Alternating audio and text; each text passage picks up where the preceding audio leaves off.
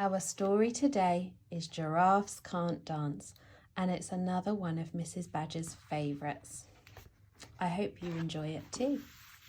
Giraffes Can't Dance.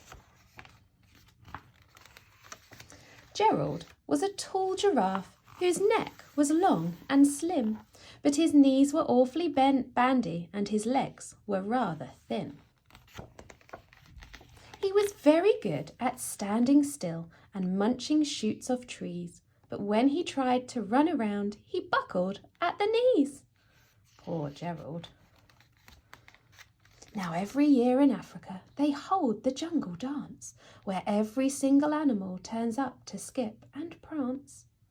And this year when their day arrived, poor Gerald felt so sad, because when it came to dancing, he was really very bad. The warthogs started waltzing, the rhinos rock and rolled, the lions danced a tango, which was elegant and bold. The chimps did a cha-cha with a very Latin feel, and 8 baboons teamed up for a splendid Scottish reel. Gerald swallowed bravely as he walked towards the floor, but the lions saw him coming and they soon began to roar.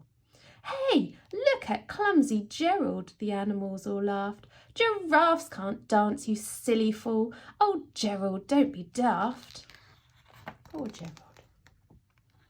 Gerald simply froze up. He was rooted to the spot. "They're right," he thought. "I'm useless. Oh, I feel like such a clot." So he crept off from the dance floor and he started walking home. He had never felt so sad before, so sad and so alone. Then he found a little clearing and he looked up at the sky. "The moon can be so beautiful," he whispered with a sigh.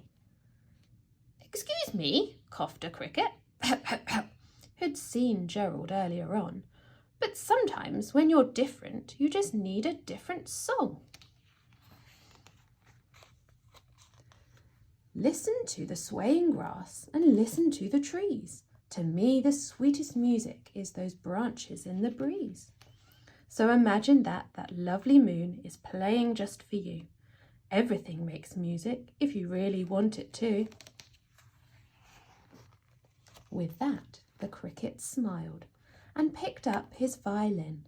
Then Gerald felt his body do the most amazing thing. His hooves had started shuffling, making circles on the ground. His neck was gently swaying and his tail was swishing round.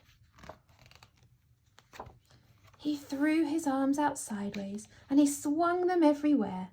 Then he did a backward somersault and leapt up in the air. Gerald felt so wonderful. His mouth was open wide. "I'm dancing, yes, I'm dancing. I am dancing," Gerald cried. Then one by one, each animal who'd been there at the dance arrived while Gerald boogied on and watched him quite entranced. They shouted, "It's a miracle! We must be in a dream. Gerald's the best dancer that we've ever seen." "How is it you can dance like that? Please, Gerald, tell us how." But Gerald simply twizzled round and finished with a bow. Then he raised his head and looked up at the moon and stars above.